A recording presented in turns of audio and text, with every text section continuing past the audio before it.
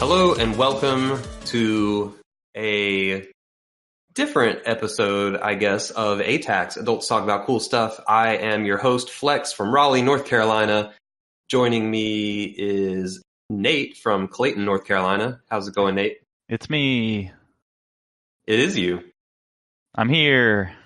You are here. Are you really here, though? Everyone is here. What is being in a virtual chat room? I don't think everyone's here. Okay, I guess we can't talk with us. We can't talk about Smash Bros. Okay. No. I would argue that not everyone is in Smash Bros. But anyway, that other voice you heard was Ryan from New York. How's it going, Ryan? It's good. Are you here? As here as I can be, I guess. Are you everyone? I don't think so. All right, then everyone is not here. Because I'm not everyone. It is November 23rd, 2018, the day after Thanksgiving. I know one of you has not eaten turkey. Did you eat any turkey, Ryan? I had a turkey sandwich. Perfect. That counts. The greatest of Thanksgiving traditions. I had one of those today. We debated whether we should call this a spoiler cast or not, but regardless, we are here to talk about the fine video game Into the Breach.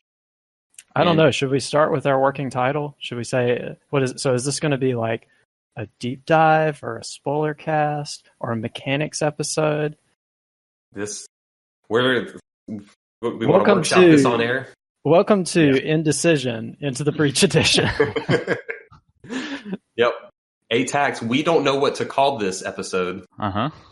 Where we talk about Into the Breach for who knows how long. Let's talk about a video game. Mm-hmm. That's my title. It's kind of like a let's play, but let's talk. Yeah.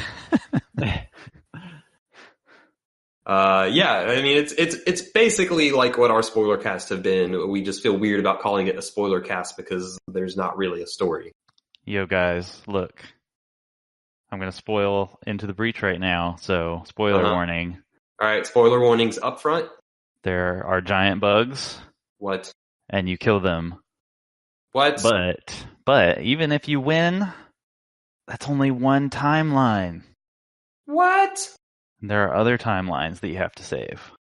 You spoiled me. I can't play and enjoy this game now. It's spoiled. Hey, man. When Henry Kwan saves this timeline, like, are you telling me that that's not a spoiler if everybody knows that happened? And I didn't know until you just told me. Oh. But yeah, we just want to dive into the breach. So yeah. That's the way to put it. So we'll just talk about anything and everything we want to talk about without worrying about going. This is our chance to go deep on Into the Breach. There you go. All right. Going deep. Going deep into the breach. Well, why don't I kick us off? So we talked about before starting this episode, we don't want to talk about every little nut and bolt of the setup for this game. So I guess maybe it will help frame the discussion. One of the things whenever I played Into the Breach that I kind of kept mentally comparing it to was FTL, which is I guess it was the first game. Is it Subset Games as the developer? Subset Games is the developer, yes. Okay. So yeah, their first game, which was a big hit, and hopefully anyone listening to this podcast will be familiar with, was FTL, Faster Than Light, which I played a lot of. So that was a big game for me back in 2013 whenever I picked it up. Yeah. And I found that whenever I came to Into the Breach, I felt some similarities. So in some ways, Into the Breach actually didn't feel entirely new to me, because there were definitely some fingerprints of the developer's style. But I guess they took some of their basic patterns, and I would say some of those core things that Subset Games brought to Into the Breach, not counting pixel art or that that kind of style of art and music, I guess that had some connective tissue, but also things like tight balance and like some amount of randomness. Usually like balance starting, you have a balanced starting option, like your very first option, whether it's the Kestrel in FTL or the Riftwalkers in Into the Breach, feels very well balanced. Like it actually might, I don't know if it has the highest ceiling, but I think in FTL, my highest scoring game actually ended up being with the Kestrel, surprisingly enough. So I wouldn't be surprised if Into the Breach also has the same situation where the Riftwalkers are just the easiest to outfit to kind of have a strong run. But and then I guess like options along the way. The big difference, I guess, between FTL and Into the Breach in my mind was, FTL was more of a kind of a pseudo roguelike, like event with events, randomized events, and real-time strategy battles. Whereas in some ways, to me, Into the Breach actually felt almost as much of a puzzle game as a tactics game. Sure, yeah. I kind of, there were definitely some times when I sat back playing Into the Breach and I was looking at the board or the grid or whatever, and I was like, I feel like I'm playing a puzzle game. Mm-hmm. Yeah, it kind of is. I would say it's more of a puzzle game than whatever else you'd want to call it. Yeah. Yeah, I guess, there are... turn-based tactics would be the other thing. It is both of those things simultaneously, I think. Yeah, that was actually something I had a little bit of trouble grokking as well because, I don't know. Yeah, I guess it does have something of a campaign, so it is a turn-based tactics game, but it felt different to me from something like an XCOM or a Fire Emblem. And I had a bit of trouble putting my finger on why. I guess it is because it has that sort of puzzly, more puzzly element of like shifting enemies around and playing with mechanics and things like that. Yeah. It does share kind of a similar, very high level framework with a Fire Emblem or an XCOM or something, because there is a grid, you're taking turns, all that stuff. Like each turn, your unit gets to move and attack, which is very much how Fire Emblem and XCOM work. But all the subtle differences make it feel very different. So it's one of those things where, like, yeah, maybe at a very high level, you could technically put it in that genre. And this is part of why genre labels are just starting to become meaningless, because there's so many nuances. But yeah, when you're actually playing it, it does feel like a very different thing. It's like such a small scale battle. There's only you always have 3 mechs. There's usually in the 3 to 5 range, usually enemies on the field. Like the way it telegraphs their moves feels different. Like just the types of moves you have available. Like you said, there's a lot of pushing and stuff. So it's just, it promotes a different mindset, even though some of the underlying framework is, you could argue, is similar. And yeah, I definitely agree. It feels more like a puzzle game. Yeah. So, and I mean, for me, it's interesting because I don't know. Yeah, I definitely enjoyed it. I don't know that was fully a strength for me, because sometimes I get tired of puzzle games more than other types of games. But, but I don't know. It was definitely unique. Oh, the other thing that that reminded me of FTL, and again, this is just to frame it, is that they did some smart things with the way that the gameplay mechanics interact. So in FTL, that might have to do with having certain types of crew members, or ship systems might influence events in interesting ways, or might help you in combat in ways that you wouldn't immediately expect. Whereas in Into the Breach, there was a similar element of that where certain weapons or mech equipment might have side effects that you would not think of when you first looked at or read what it was supposed to be doing, but then, whether it's because the choice of mech or the gameplay situation kind of forces you, or sometimes you just kind of stumble into it. Like a lot of times the gameplay mechanics would interact in interesting or unexpected ways. And, a lot of times it seems like the developers fully intended it. It's just you have to kind of discover it. So I guess an easy example of this would be like the glacier mechs. What are they called? The Frost Titans or Frozen Titans? Yeah. Frozen Titans. Yeah. One of their range mech has an attack which freezes itself and whatever it hits. Mm-hmm. And so, it can be a tricky power to use, but then you find that, okay, freezing yourself prevents damage. So you can use that to kind of like block emerging Vec and not take a point of damage from when they, where you would normally take a point of damage when they come up. It will just break the ice off of you, or you can step in front of like an enemy shot and then freeze something else, like maybe freeze a city to protect it, or freeze a Vec to stop it from being a threat, and then use that kind of self-freezing to block an enemy shot and protect another mech or a building or something like that. So they have all these little kind of like, between the environment and the attack interactions and other things like that, there are all these little mechanical interactions that have some interesting consequences.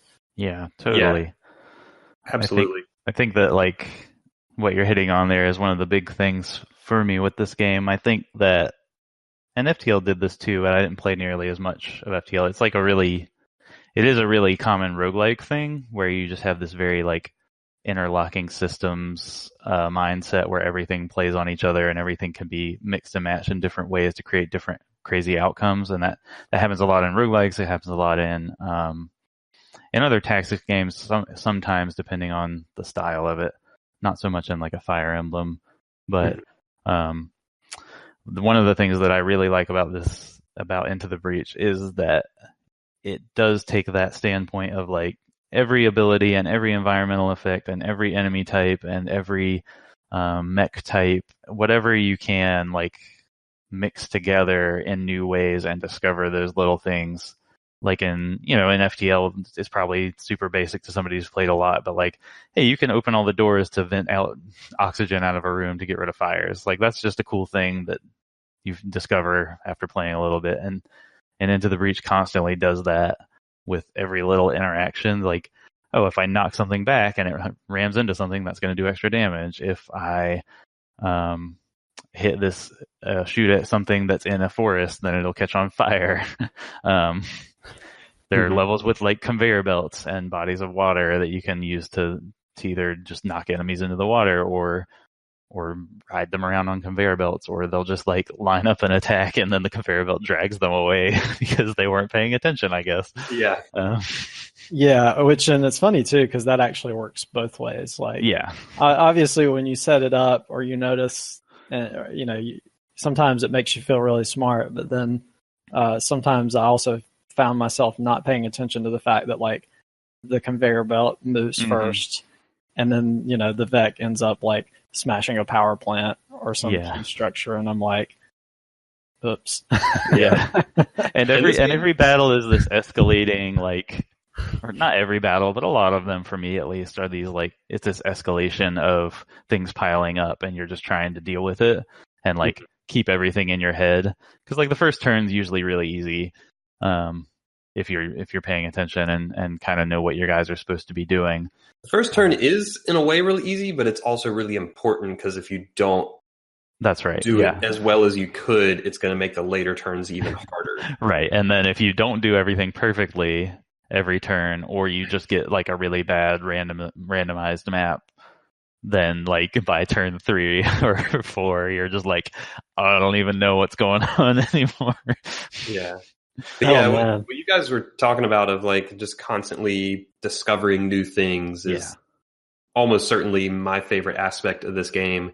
And I think they managed, because like I played this game for 70, 80 plus hours, and I felt like every single run I did, almost every single battle, you'd encounter some new scenario, and it's like, oh, how can I use these tools at my disposal to puzzle my way out of this mess? And like even that many hours in, like I'm still seeing new interactions, and it's like totally just like slowly filling in my brain like this huge database of like possible interactions and escapes out of situations.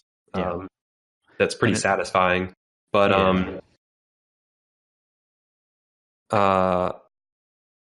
I totally lost what I was going to say next. It's fine.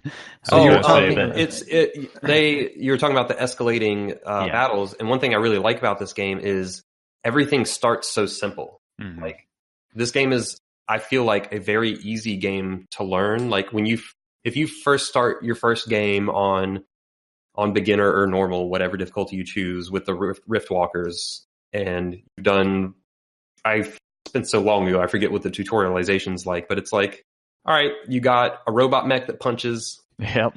You got a tank that shoots, and you got a rocket artillery that shoots a rocket. And it's like, all right, I move and I attack, and that seems pretty simple. And it's like the onboarding for understanding what this game's doing is very quick. So I feel like it was easy to just jump in and play without having to like sit there for so long being like, how do I actually interact in this game? Totally. It's very easy to learn, but the way it layers on the nuances makes it supremely interesting for a long time. And I think that's really cool. It's just like, it doesn't make things too messy or complicated to start. It's definitely one of those easy to learn type of games that still has a lot of depth. Is awesome. And it isn't even like you start simple and then it ramps up quickly. It's like you said, it's such a slow ramp, like not in a bad way. And I think part of the reason that I think if it was faster, it could be overwhelming. Yeah, that's what I was going to say. Like, I think part of the reason that works is because you're never overwhelmed with new things. Like, typically each map is small, and you're going to be fighting a small subset of the enemies, and you're only working with one squad at a time. So the amount of like new variables you're going to encounter in any given battle is usually really small, like one, something like that. So I think that keeps that from becoming overwhelming, because if I had jumped into this game and it was like, pick your starting squad, and I picked like the fire ones or something, and then like ran into a I don't know, I'm trying to think of like a particularly weird enemy, like the enemies that buff everything to make them explode or something, and they were like conveyor you were on a map with conveyor belts. I would be like, oh my god, I cannot. Yeah, because your first run, they also make you go through the islands in a certain order, and I feel like that order is in like increasing complexity, right? In terms of like map effects. Yeah, it definitely wouldn't work. Some of the squads are definitely more technical or tricky, and they themselves require mastering like individually. That was one of the things that was, I guess, nice about the Rift Walkers, is that they have pretty understandable and pretty useful starting powers and upgrade paths. Whereas with some of the other squads, I felt like you really basically had to have upgrades to make them viable past like the first or second island. And obviously that's its own discussion, but also just the technicalities of like trying to manipulate like the Blitzkrieg or the Frozen Titans or whatever, like trying to make sure that you're properly using the freeze power or the lightning bolt like whip thing. Could be, you definitely have to have an understanding of like pushing and moving or moving the Vec around and blocking shots, and like the more of those things you understand and start to think about, the more you like. With the one thing that is nice about the Riftwalkers is it's like kill Vec, like that's the Riftwalkers are so straightforward because all three of them both deal damage and have pushing effects. Yes, so absolutely. Whether you need to kill or push, all three of them can do that. Yeah, right. And I feel like that does a great job of setting the stage. Like, this is what you do in this game. You deal damage and push your enemies around to try to manipulate the board. But then all the other mechs are like, yeah, you could do that, but what if you could do this instead? What if you put a shield on a building? Yeah. Well, and some of the squads are not only like, what if you could, but they're like, hey, you had better. Yeah. What if you just swapped places with them? What if you had nothing that dealt any damage at all? Yeah. So, and it also does, like, it is good that the Riftwalkers have a lot of pushing effects too, because like the more I played this game, the more I started to realize, oh, hey, pushing is often more important than dealing raw damage. Totally, yeah. And that's it gets to the point where you're like, as long as they keep spawning ground enemies, I'm good. But if they spawn some flyers, oh man, I need to deal damage. Yeah. Yeah, and which squad was it? There's it may have been the RST, the smoke squad, that the Wasps, which are normally like not that big a threat in my mind because they have relatively few hit points compared to some of the other Vec, like, but it's like I was playing the smoke squad and they just kept like flying out of the smoke and then like targeting two squares. It's like, guys, stop. Yeah. And that was actually because the Rusting Hulks are like, they're the smoke squad, and they're the second, like in the layout of the squad selection, they're like the next one behind the Riftwalkers, and they're the cheapest one to unlock. Right. So I think that's naturally the second one most people are going to play, and it's the second one I played after the Riftwalkers. Yeah, me too. And playing them after playing the Riftwalkers, that was my big revelatory moment of like, oh, I'm going to have to think very differently how I'm playing with each individual squad, because it was definitely a mental shift. And at first I didn't like the Rusting Hulks. As I played with them more, I ended up really liking them. But like that first playthrough of the Rusting Hulks, I was like, I just can't deal damage. I just can't. I want my robot that punches things into the ground. Yeah. But then over time you learn that they have other strengths and they have ways to mitigate threats, and you're like, all right, like this squad's really good. Right. But it definitely requires like a different way. Well, I still think Pulse mech is garbage, but the other two mechs are really good. And that's kind of how it goes through the whole game. So like, in addition to slowly layering in new ideas, like you constantly have to like think about how you're approaching situations in different ways as you try new mechs and stuff. I think that's really cool. Yeah, it is very, very cool and very well done. Like, they're definitely, it's in some cases just like playing a different game. Kinda, yeah. And as Ryan talked about earlier, this subset games, that seems to be one of their calling cards, because TL had a similar thing with the different ships. But yeah, that's. What do you got? How do you guys like? So maybe this is one of the things that adds to. I'm kind of trying to think of other big picture topics that like define how this game plays. I think this is maybe one of the things that really contributes to it feeling like a puzzle game. How do you guys like, compared to other tactical games, the way it like telegraphs the enemy turns? So like every turn you take, like normally it's like, all right, you take your turn, the enemy takes their turn, and each turn is that side moving and then attacking. Yeah. Whereas this is you move and attack, but the enemies on their turn, their attacks pop off at the start of their turn, which isn't true for their first turn. Their first turn, all they do is move, and then they set up their attacks. Then you can move and attack and disrupt those attacks. And then on their next turn, any attacks you didn't disrupt will pop off, and then they move and set up attacks again. So it makes this situation where like you always have a chance to take a turn before any attack pops off. Like you see it, they telegraph it, you know exactly what they're going to hit, exactly what they're going to do. and then you always have a chance to react before it lands. So like there's never any surprise really in terms of what the enemy is going to do on their turn. Yeah, totally. And I think that's definitely a different way of thinking. And I enjoyed having a different way of thinking. And it makes it, whether you like it more or less, like it does make it feel different. And I really enjoyed it. I think it especially works in this game with its mechanics, like with all the pushing and stuff, because it's like you're constantly just like, all right, if I just push him to the left, he's going to attack this space instead. And then like because you already know where like the arc of their attack. Yeah, that's why I love it, is because it's just asking you to manipulate the board, right? Yeah, like if you didn't have any control over what the enemies were doing or any foresight into what they were going to do, it would just become like I've just got to dish out damage to try to prevent whatever they're going to try next, right?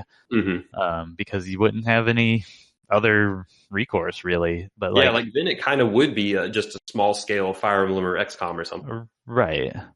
And so I think that mechanic is necessary for this game to be what it is, because that does put the focus on like, all right, you got 3 mechs and there are 4 enemies attacking something. How are you going to maneuver this? Right. Yeah, and then you realize you can push one in so that it's attacking another enemy, and that's going to kill it before it gets its attack off, or whatever random, well, not random, but whatever situation. Yeah, like you said, you can manipulate and engineer situation, and that's what also allows all those, which you alluded to, all the secondary effects like the pushing or the fire or the smoke clouds, or it's what allows all those weird board effects that you can create to have meaning, is because you can see, you get that telegraph of what the enemy bugs are doing. Yeah, and then the best turns are when you get a turn where you're like, oh gosh, there's 4 or 5 guys here, what am I going to do? And then you like take a second to look at everything and like the turn order and how everything's going to work out, and you're like, well, this guy's on fire and he's only got 1 health, so I don't have to worry about him. And this guy's set up on a conveyor belt and he's dummy, so I don't have to worry about him. Yeah. It's like, oh, actually. Yeah, you're like, actually, yeah, I'm okay here. Yeah, it's pretty good. And like, I've played a lot of this game all across all difficulties. Despite how many times you're in those kind of situations of like, all right, I got 3 mechs, there are 5 enemies attacking important things. I mean, who knows? This is not something I've counted, but I feel like it's like just a dozen or so individual turns across, 70, 80 hours of play where I've not been able to find a solution to prevent anything important from getting hit. Yeah. Like there's almost always a way out. Like I would say 99.9% of the time there is a way out of situation. And that's really cool to like kind of have that. I mean, obviously you could set up things in a port, like you could, if you don't have a smart turn 1, then turn 2 could maybe be unsolvable, so to speak. Right. Or if you like sell weapons and or aren't keeping up with your upgrades, there could be unsolvable situation, so to speak. But like, I feel like if you're playing generally smartly, like every situation is quote unquote solvable, if we want to go with puzzle game terminology here. Yeah. I think you're right. And I think that's really cool to just kind of have that confidence that like, nope, they're not like, take your time, think it through. There's you might have to get creative. I've definitely had to get very, very creative. But there's almost always a way out, which I think that's really satisfying. Yeah, I mean, I don't have quite as rosy a picture on it. But I mean, and I think sometimes that was just because like I would get into a dicey situation and I would be like, well, unless I just really want to stare at this board for 15 minutes, like I think this is not looking good. I would stare at that board for 15 minutes. Yeah. And I mean, eventually I'd find the aha moment. It could be, and sometimes I did feel like it would, I mean, so it's a combination of things. Sometimes it was because I would usually try and take the most rewarding scenarios, even if they were risky, which sometimes I started playing around that more because it's like, okay, well, I'm playing with the hazardous mechs. Like not taking 3 mech damage could be a real problem for the squad. Yeah. I did start to think more about stuff like that, and I also started to try and think a little bit more about baiting the AI, which that was hit or miss. I could not always figure out why they prioritized the things they did. Sometimes it worked in your favor, sometimes it didn't. But yeah, I don't know. There were definitely situations like I remember, like on one of the train missions, and it was one of those high threat missions. I was playing with the some train missions squad. in general are, I think, some of the tougher ones, and then a high threat. Yeah, I think it may have been the hazardous mechs because they like hit one of their mechs has to hit. It attacks. It doesn't, or you target a square, but it attacks all the surrounding squares for like 1 damage and push. I don't remember if that was the hazardous mechs or not. I'm trying to think. The attack was like a ranged mech. It was a ranged attack, and you hit a square, and it does nothing to that square, but it damages and pushes all the adjacent squares. Yeah, there are a couple of mechs that do that in the game. The hazardous mechs has the leap mech who jumps to that square and pushes around him. That may have been. There's an artillery mech that does that too. I think on the Doka maybe. Yeah, it may have been the leap mech because I remember like having like alpha or having mantises like lock up both sides of the train, like literally jump to either side of the train. And like, so it put me in this situation where, and it was like, there were also mountains beside them. So it's like, right. I have to attack them from an angle where either my mech damages the train or like, you know, or I push them into the train and damage the train, or like I have to try and blow down these mountains with my other mechs, which, you know, it was way too much damage. And if I do commit all that and still can't prevent damage to this primary objective, like I'm letting go like 3 damage to cities or something like that. So I definitely found some boards where it was like, you know, whatever I've stepped in, like, and that I actually found really disheartening too sometimes, like,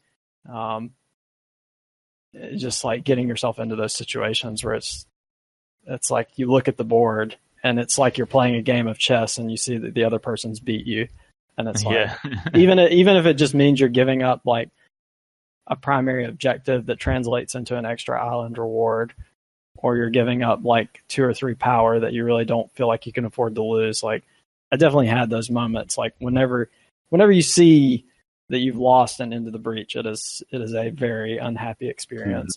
I think, and I mean, I think there were some developer notes saying that that's why they actually put the grid defense mechanic in. I guess because they wanted there to be some like a trade-off element in the campaign, and like a bit of a cushion if you have to make those tough decisions, like that there's a little bit of a reassurance. It's like, well, maybe you'll get lucky. Yeah, that makes sense. It is interesting to me that that's like the one, like, I don't know what the right phrase for it is. It's like, that's the one thing that has like a percentage number on it, and it's portrayed as an only positive thing, because it's like you have the default assumption. It's not like, oh, I have a 70% chance to hit this shot, and if I make it, it's good. If I miss it, it's bad. It's like, no, you expect every bug to deal damage, but there's a % chance that you could be saved. Yeah. So it's an interesting spin of it being like a randomly successful positive thing from the default. Yeah, it is interesting to me, like circling a little bit back to the conversation of comparing to other turn-based tactics game, like how in some ways it seems like they had trouble getting away from randomness. And I do think that is a decision they made that probably has improved the game. But I guess, although there are definitely similarities between, let's say, like Into the Breach and XCOM, I was kind of trying to think like, okay, well, what makes, why do these two games seem so different? And I guess, obviously there's kind of the theme and thematics of it, but also I guess at a tactical level, like, the gameplay that XCOM creates. There are two levels, right? There's the tactical level, and then there's like the campaign level. But at a tactical level, something like an XCOM like has like a fog of war, and it has like hit percentages, and like, there a lot of the challenge and excitement maybe comes from like managing your squad, managing your information, like trying to manipulate the enemies. Well, there's so much unknown in that game, like you were just saying, with fog of war and hit percentages that you can't rely on, by their nature. You're just working a lot more with unknowns in something like an XCOM than you are in Into the Breach, because Into the Breach is so like focused on its very small map, and they're always the same size, and everything follows the same basic pattern. Every turn, the Vec do their thing and choreograph their moves, and then there are going to be some more spawn in, and you see where they're going to spawn in. Like, there's so few unknowns Into the Breach that it's like a totally different mindset from an XCOM. Yeah, which I mean, and I'm a big fan of XCOM games. I played a ton of me too. The second game. And I think it's, it's interesting to see the differences. I probably actually like in general, I probably like the XCOM model a little more, I guess, because, maybe because like there is a very tactical feel of like managing situations and like, okay, I'm taking this risky shot. Like, if it hits, like I'll be in a much better position, but if it misses, like I'll have to deal with it. And in the worst case, that could have some kind of consequences. And then also, like, I guess there is also a bigger tie-in with the campaign in some of those games. XCOM has a much heavier, like, base building, character upgrading, progression, and it's a much longer game too.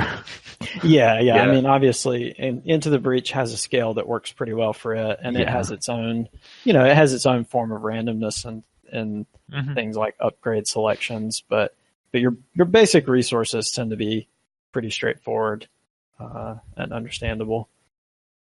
So yeah, some interesting differences. Totally. Some things that came to mind. One thing I wanted to touch on that something you said earlier made me think of when you were talking about like the train missions. Something I got kind of that I enjoyed, like the more I played the game, was kind of the subtle strategies of like, all right, what island am I going to pick next? What mission am I going to pick next? Like that kind of stuff. And I think that stuff like is another thing that layers on the more you play the game, of like your strategies of how to pick stuff based on your squad and its strengths. Because there are definitely mission types that are easier or harder for different squads and what weapons you've equipped along the way. So I think even past like just the basic, like, oh, this squad comes with these mechs with these abilities. This is how I'm going to play them on maps. Like even picking the maps you choose to play on can guide how you play as well, which I think is another cool layer. That cracks me up, actually. I remember, I started to think more and more like that as I played some of the squads that I enjoyed less. And, of course, some of that just maybe mentality. But I do remember I think I was on the Frost Island, and maybe I had like the Flame mechs and or the Flame Squad. And there was one where it was like, keep the buildings frozen, and I was like, no. Yeah, not gonna do that. So I definitely have times where I like, based on the squad I have, I see a objective and I'm like, not gonna do that one. I don't care what the reward is, I ain't doing it. Yeah, it kind of cracked me up. Because like that stuff matters. Like, you could make your life easier or harder based by a meaningful degree. Like some squads, like the Riftwalkers, your all-rounder squad, you can just kind of pick whatever with them.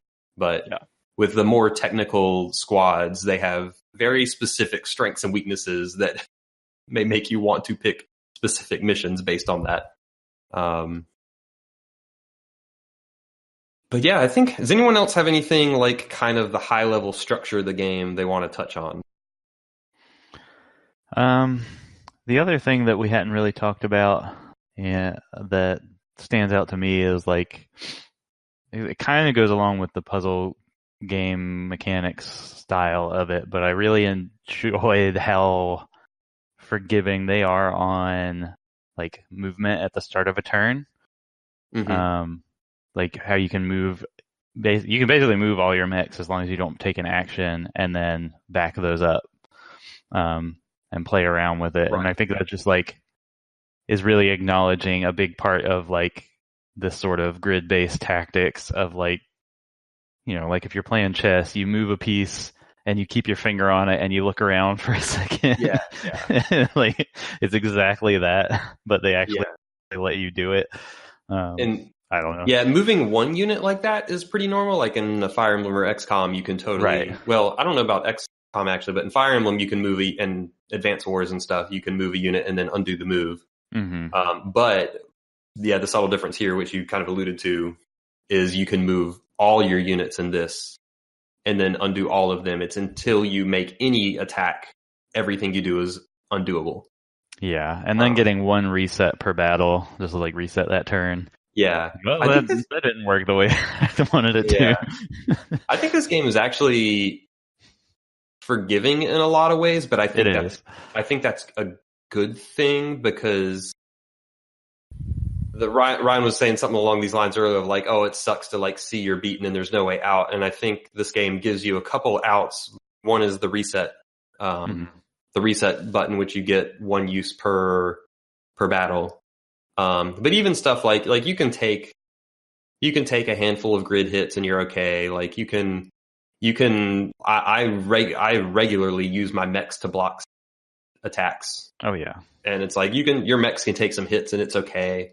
Like you can take some hits here and there. And it'll be okay. It'll be fine. Mm-hmm. Yeah, it's actually interesting that you mentioned that too, because one of the more recent Fire Emblem games, Echoes, added a mechanic which did like an action reset. I think it was like if you take an action and the outcome was really bad, it lets you rewind that action. It was like the wheel of, I don't remember exactly what it's called, but I remember when I was playing it and, I didn't notice it at first, but I eventually noticed it and I was like, wow. I was like, this is just such a quality of life improvement because, I guess you make so many, obviously it's a game, like it's something you want to do for fun unless you just turn it on hardcore mode or whatever. But also like you make so many of these decisions and like sometimes it's just easy to miss like, oh, well, there was a push there that I didn't notice, or like there's a side effect of like, maybe one of those like exploding scion mechs or whatever they're called, like is out on the map and I forgot and it actually accidentally caused collateral damage. Like that's possibly the most common use of the reset button for me is, oh, I didn't see there was an exploding scion on the board. Yeah. I killed this lined it up to kill 3 guys at once and they all explode and kill your whole team. Yeah. Yep. So, in the Fire Emblem case, it could be things like critical hits or weaknesses or something that you didn't notice. And yeah, it's just like when that stuff happens, like a lot of times, like in that kind of game, like it's like, well, I didn't want to lose that unit. And, I'll just load this game and restart this 30-minute battle from the beginning. Like, it's just such a nice quality of life thing to have those little like, okay, we'll let you rewind a little bit here and there as long as you don't abuse it. Yeah. So yeah. Sorry. Yeah, no, you're good. I had something I was going to say and forgot it again because there's just so much to talk about in this. Yeah, you keep bouncing around. Yeah, it's all good. If no one else has any kind of general big picture things, I thought it might be fun to like share stories of like interesting things that happened. Sure. Does that sound like a reasonable thing? I don't know that I will be able to recall that many off the top of my head, but I will try.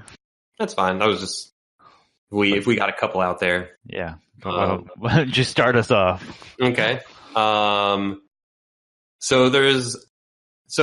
guess something else we didn't talk about was the game's achievement system. Yeah. But there's a whole bunch of there are basically a bunch of little challenges in the game. Each squad has 3 specific to them, and then there are a bunch of global ones that you can do with any squad. And these achievement, every time you complete an achievement, you get a coin, and those coins are how you unlock the new squads. But I forget exactly what the achievement was. I think it was like have 3 flying mechs and or have 3 mechs of the same type. There might have been one for each of those. I think there is one for each. So how I did it was knock them both out at once by having 3 flying mechs, the same. Mm-hmm. And my flying mech of choice was the ice mech. Really? Yes, so I was triple ice mech. Man. And it actually turned out to be a surprisingly easy run. It felt like easy mode. That sounds like, I mean, I kind of liked the ice mech for like the first island, but then I felt like he became more and more of a liability. Yeah, I mean, I only did a 2 island run. Okay. But the thing, okay, there are 2 things here that may not be super apparent at first, but were game changers. One of them is not super obvious, but that the pilot Bethany that starts with a shield. Uh-huh. I don't know if this was intentional. I assume it was, because I assume they discovered this in making this game. But that shield completely protects you from being frozen, and the shield doesn't go away. Okay. So one of your 3 ice mechs is just not going to ever freeze itself.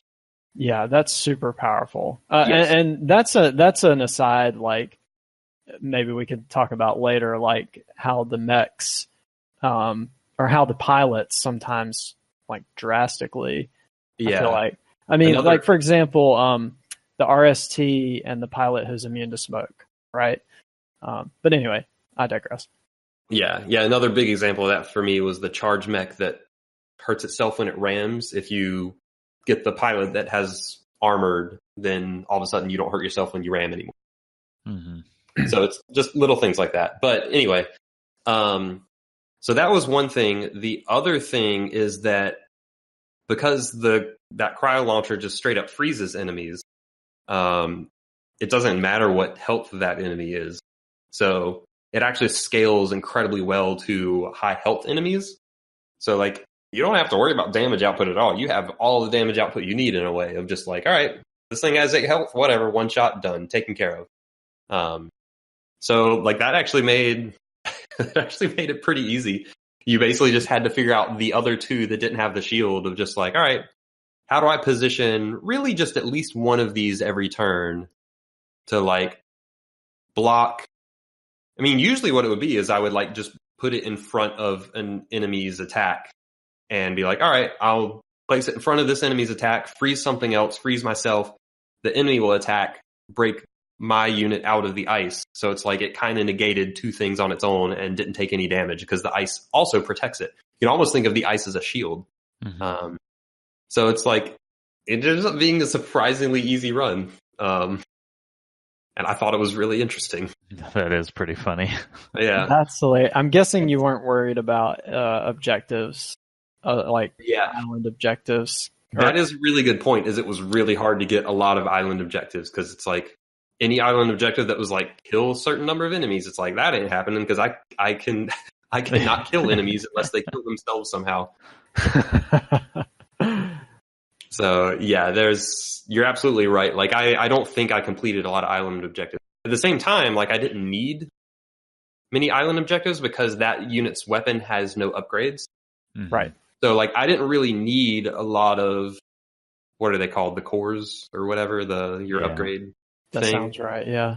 You don't really need a lot. So it's like I don't really need the island bonus. Like the island bonuses are incredibly useful. Like you want them all the time normally, but with 3 ice mechs, it's like I don't need, unless I'm just looking to switch out their weapons entirely with other weapons I find in the shop, like I don't really need anything else. Like I'm good.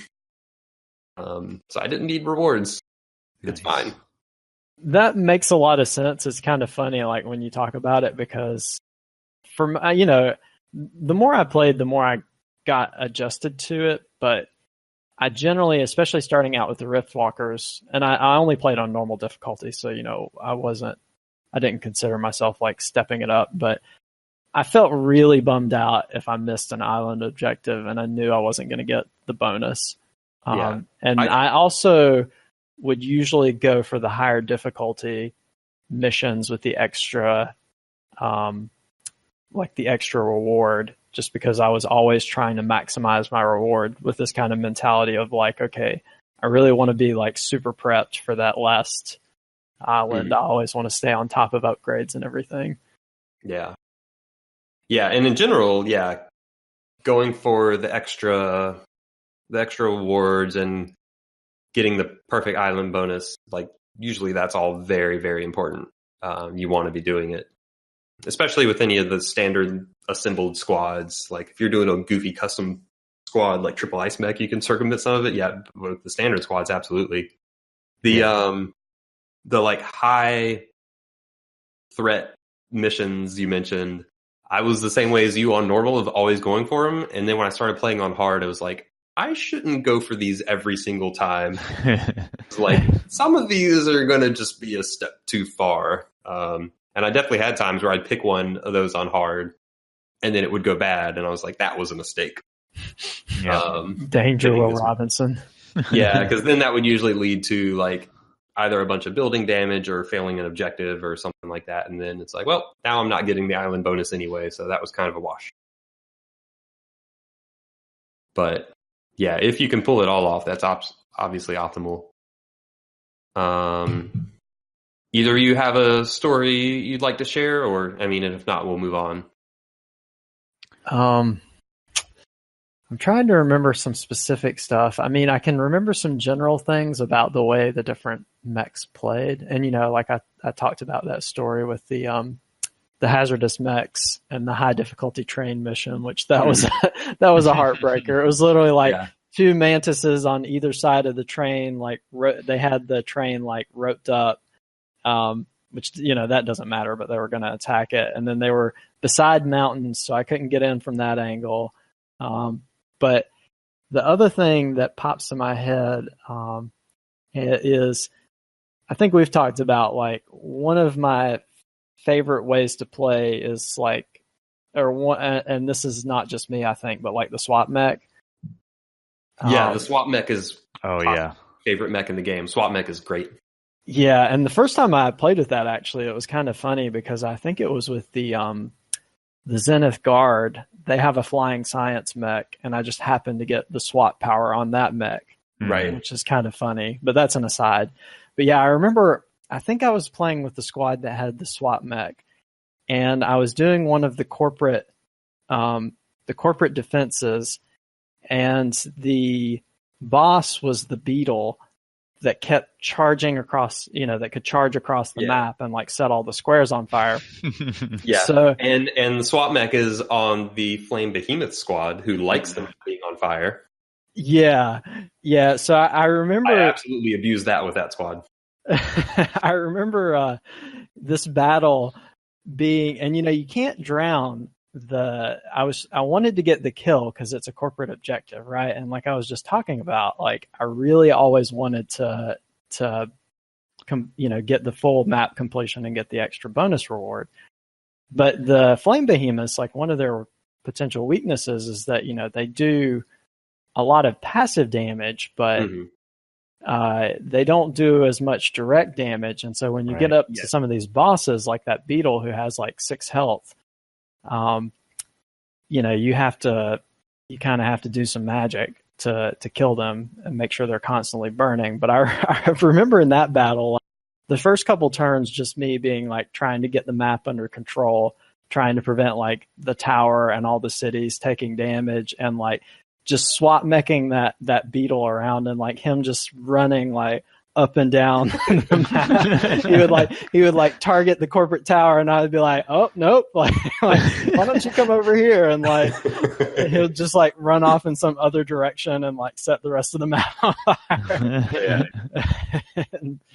Oh man. I remember being like a super funny battle. Yeah. I think there's an achievement for getting so many tiles on fire. I bet you got it in that battle if you didn't have it already. Yeah, I definitely got that one at some point. It's called like Everything is Fine or something like that. I think my favorite. I mean, SWAT mech is quite possibly my favorite mech in the game, and I felt like I just kept coming up with new uses for SWAT mech. But one time I actually used it in the very, very final mission where you're protecting the bomb. And I think the bomb has like 3 health or something. It has more than 1 health. It's like 3 or 4.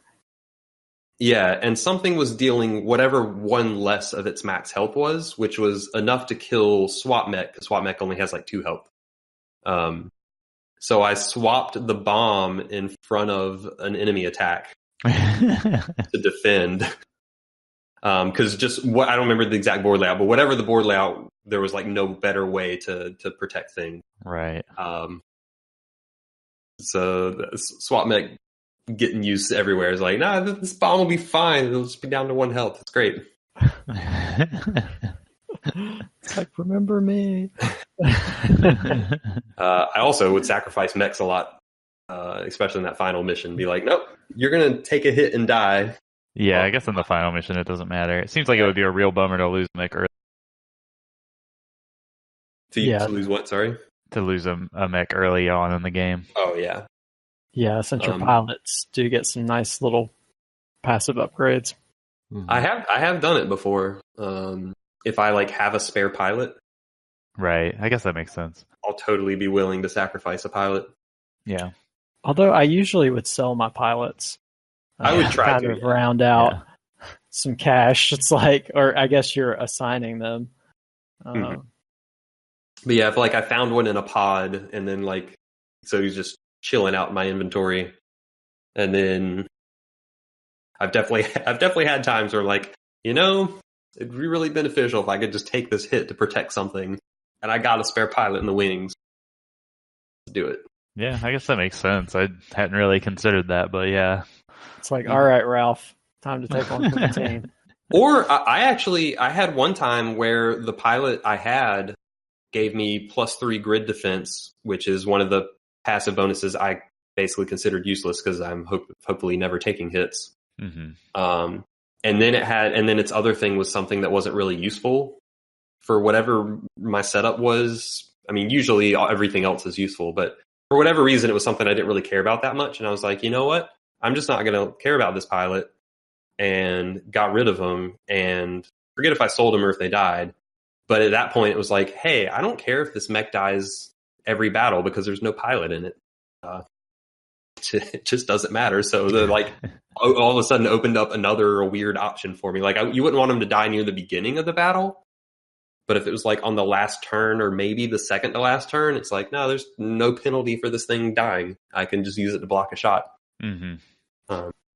Yeah, there were definitely some times where I was like, man, should I throw my mech in front of this, bullet or whatever? And it's like, usually the answer was, well, no, like I'd rather lose like a grid defense than like a pilot. But yeah, usually it's better to take the grid hit, but every now and then. One of the weird things that I always do is because you can keep one pilot between runs. Mm-hmm. So you can basically have one maxed out pilot if you want. Yeah. And the one that I've just always kept on for whatever reason is the one that lets you lets the mech move after it attacks. Right. Oh, Archimedes? Yeah, Archimedes. Does he need a power? So. Do you have to power him up to allow that? Is that one of the ones that needs power? Yeah, I think so. Is. Yeah, it's called Fire and Forget. I think. Yeah. I think it does take a power. But I pretty much always use that. Nice. And what I tend to do with that is put him in whatever the mech with the most health is and upgrade the health as much as I can throughout the game.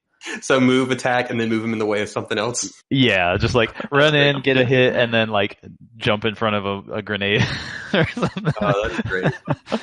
See, in all my time of playing this game, that's not something I've really ever done. That's great. Yeah, that's like my standard strategy for every run. It is funny because Archimedes was really good, and I remember keeping him between several timelines. And but one time, I think I put him in like I was playing the Frozen Hulks, and because he was maxed in experience, I wanted my other pilots to be able to get kills for experience. So which mech made the most sense for him to, which mech is never going to get any kills? Like the ice mech. The ice mech, yeah. Yep. So like I assigned him to the ice mech. So he'd freeze himself and not be able to move. And so, yeah, he would constantly like freeze himself and then just have to sit there. And I would be like, oh man, this is so sad. Like, that was such a good ability too. I was like, I need to get these other scrubs up to speed so I can put Archimedes back in a good mech. That's hilarious. Yeah, I would probably actually like legitimately have a hard time playing the game if I decided to not use that ability anymore. Man, I don't know that I ever, like, I've had that pilot before, but I don't know that I've ever committed the power core to activate that power. Yeah. It's really good. Yeah, well, because you can use it. You can use it like I was saying to like do an attack and then still block a shot, but also just like being able to position yourself back in the center of the board or at an important point that's true. Is like such a huge difference. Or even just like take a shot and then like block a Vec from emerging. Like right, yeah. Block emerging a lot. But like since the board is always the same size and it's pretty small, like if you can just always end your move in the center, like you're in such good shape. That's a generally good strategy point that I learned some point while playing the game, is that like usually when I get in the most trouble are when I get forced towards the edges of the map. Yeah. For whatever reason. And generally if I could just keep everything corralled in the center of the map, I was better off. Yeah. So I could totally see that being useful for that reason. Yeah. The other sort of goofy things I thought of that I've done that I kind of remember, I played a little bit earlier today to just kind of refresh myself, and I played with the Flame Behemoths. So I was having a lot of fun with the swap mech. Good. But I really want to try a custom squad of triple swap mechs. Yeah, that's the stuff right there. But I have one really good boss fight monster. It was I don't know the names of them, but the one that shoots both in front of and behind it. Yeah. That thing is tough. Pretty standard, but yeah, it's kind of hard to deal with sometimes if he puts himself like directly between two buildings or something. But I managed to have like him and one of the like higher health regular enemies and like a purple enemy, which are like the elite ones, all on the board at the same time, and got him between those two. Yeah. and I was on the acid island, the wastes or whatever it's called. Detritus or something like that. Yeah, detritus or whatever. But it has the sort of acid effect that doubles weapon damage if somebody gets that effect on them. And so I had managed to get that effect on the purple guy, not the boss character, but the like elite enemy. Yeah, that's all. Alpha or whatever. Yeah, the alpha. And put the boss in between him and another high health enemy and just like completely destroyed everything. Yeah. Which is like a basic thing. But like it still feels great. Yeah. That's why I feel like every single map I played, like every single turn, swap mech could do something pretty great. Yeah. Well, it's funny actually, you mentioning detritus. Like this is a little bit of a fluff side note. But whenever I first got to the detritus island, something about that just cracked me up. Like all the dialogue, where the CEO is like, detritus is eternally in your debt, and like for some reason just like that this concept of this like sewage company, like it just like saving our garbage dump. Yeah, everything they said like just I guess immediately turned into like potty humor. Some of the writing in the game is pretty funny. Yeah, it ends up being like kind of clipped in a funny way. Yeah. Some of the writing can be pretty. I like the little quotes that come out of the buildings. Mm-hmm. Oh yeah, like save us, like rusting hulks. Yeah. Hold on, I gotta get my glasses. I'm gonna watch this. Yeah. Yeah, but a lot of them seem really excited. They're like, "Yeah, that was cool." Yeah. I really want like the because of the way that it telegraphs enemy turns and you get a chance to intercept. Like, I kind of wish every level had the super hot style like playback in real time. Yeah, that would be awesome. Because I imagine that just looks like the bugs about to hit buildings and you just always intervening at the last second, just over and over again. Yeah, I would love that. Which would be really cool to watch play out. Yeah. That is pretty amazing. One thing we touched on a little bit, I don't know if we wanted to go any farther into it, but we talked about a couple of pilots like Bethany and Archimedes. Like, I mean, it sounds like Archimedes was probably your favorite pilot, Nate. It was really the only one I know. Did you guys have any other interesting pilot stories, or like? Because I experimented with several, and I found a few who I thought were really good, and then a few others who I thought were just kind of mediocre. What were the ones you liked? So I liked.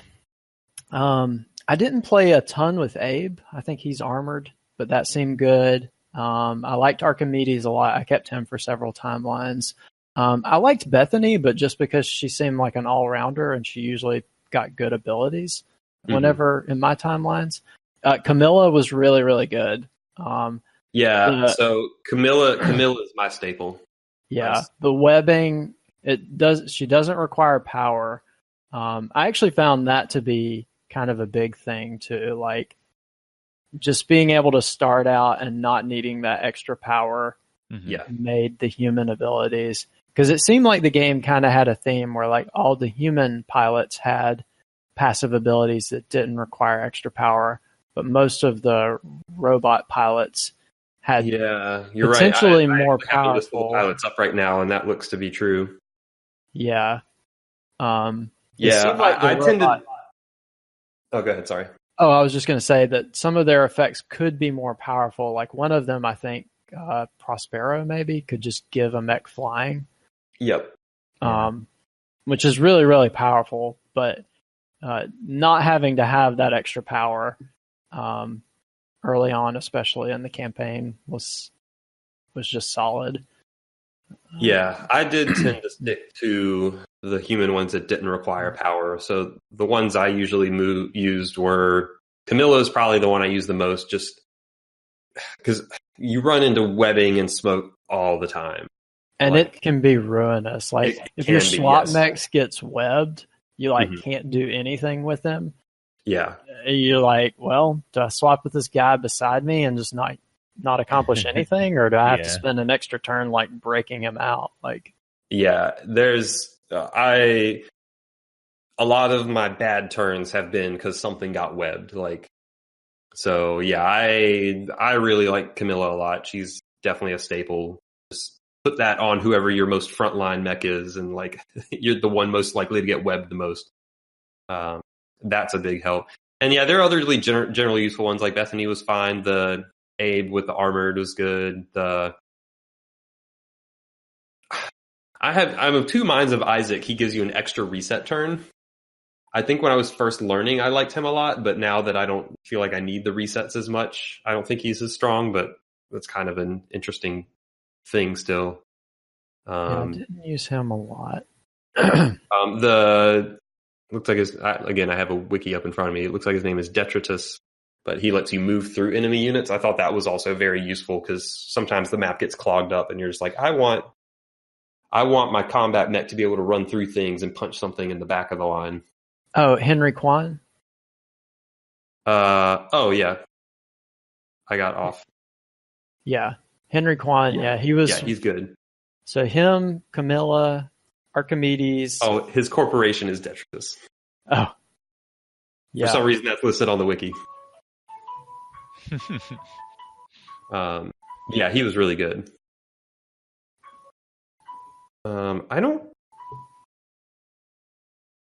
I don't think I actually ever used any of the ones that need power. I think I might have used Prospero like once for the flying, but I remember getting him in.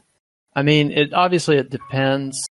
That was another thing that was tough about those pilots, is it kind of depended on which squad you were playing with. Yeah, so like Bethany, I always use with the ice mechs for that reason, and I always made sure to use Abe with the charge mech that hurts itself. Yeah, that makes sense. Which is part of the Zenith Guard, I think. Yeah. Yeah. But like, if I was just using like, if I had a more general squad, like I would tend to lean towards like Camilla or someone. Mm-hmm.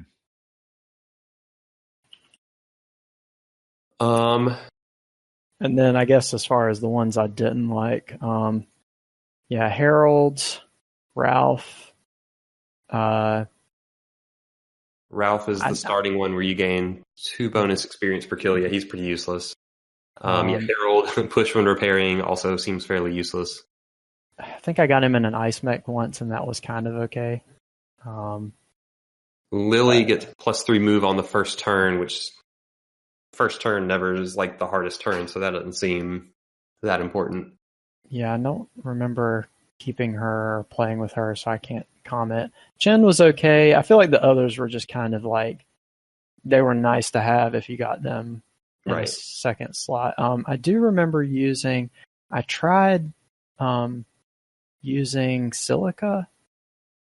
Yeah, Silica was interesting, and that ability was sometimes powerful, but not as much as you would think. And I think it requires 2 power. So Silica says mech can act twice if it does not move.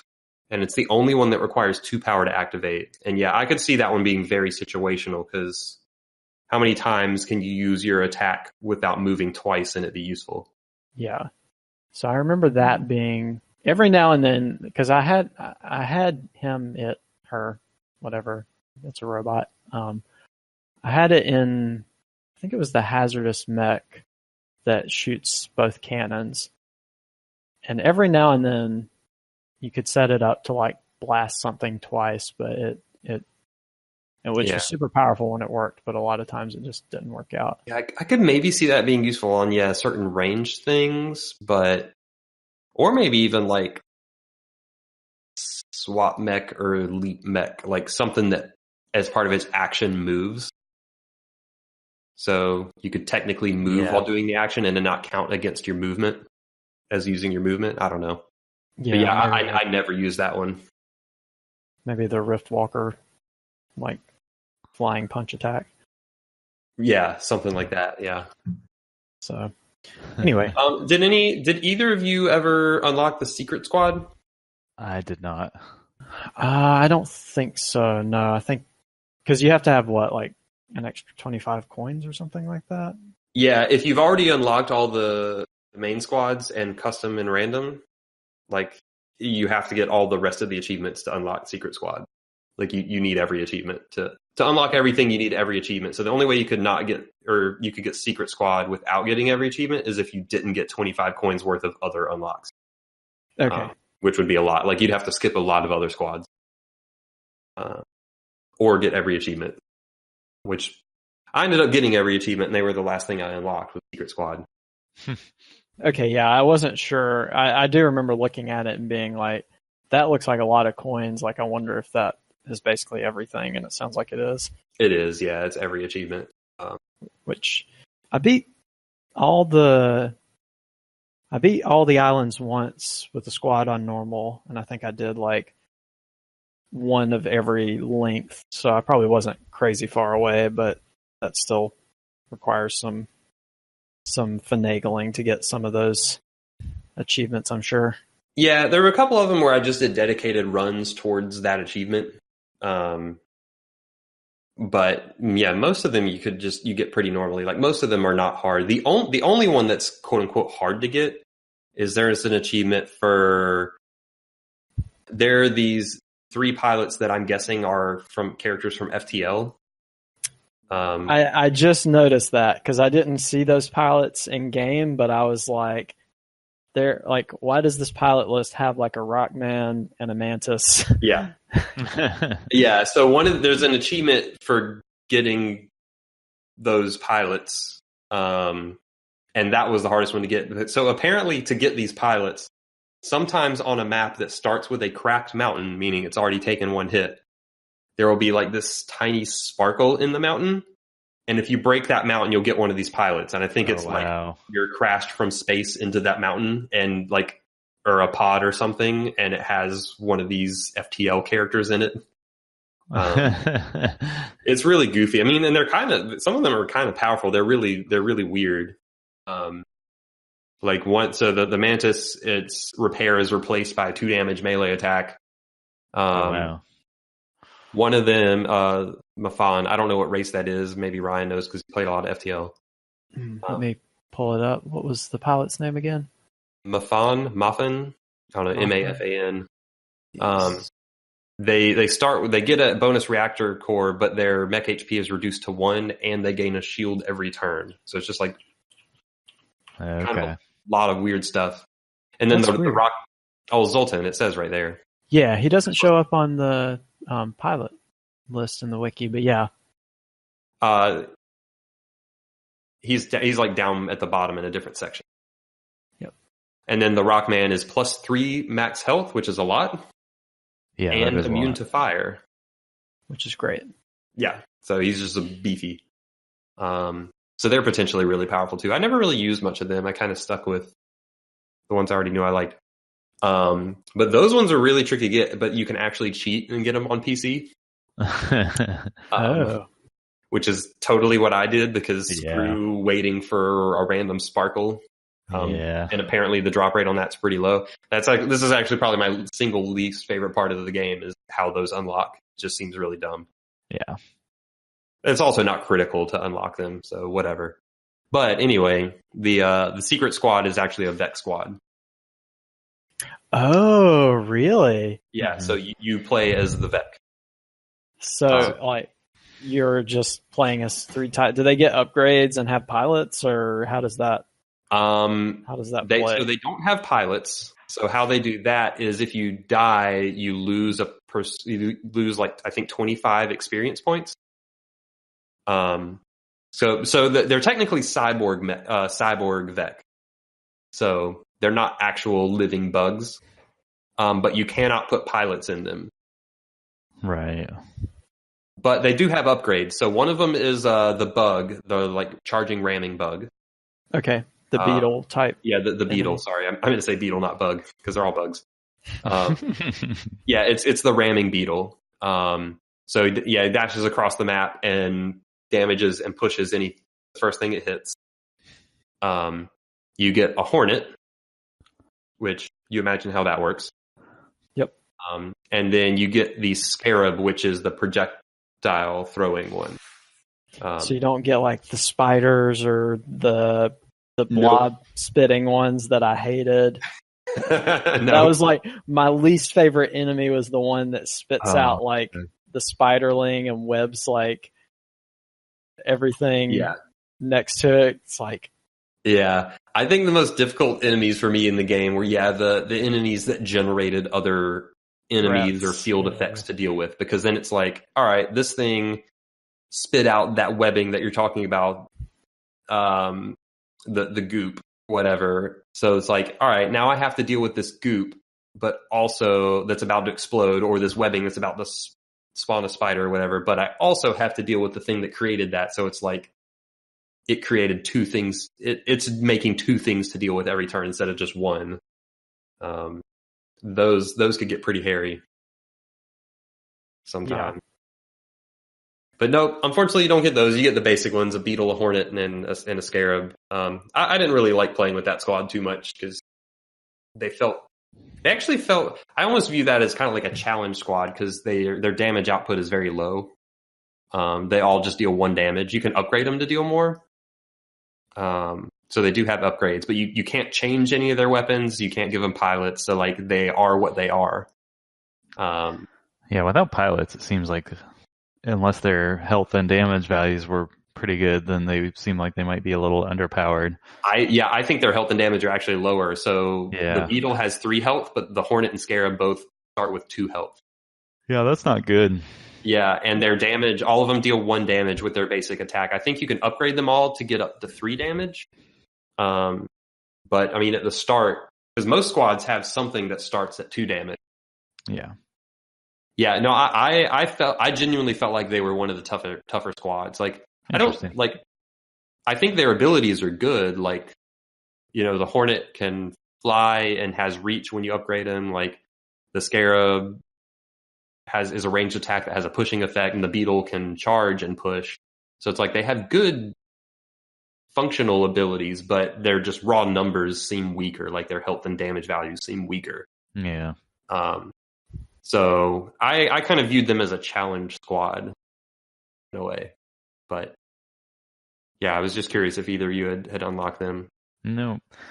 I never got around to playing with every squad. I played so which ones did you play with? I was kind of going to turn for the last, I don't know, maybe take the last 15 minutes of this podcast, unless anyone else has anything to talk about, to kind of talk about squads in general. Maybe we can start that off by just which squads did you play with? Yeah.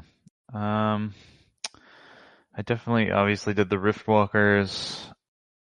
I know I did the Rusting Hulks, which is the smoke-focused one. Mm-hmm. I did the Flame ones today. And that was your first time playing with the Flame? That was the first time playing with them.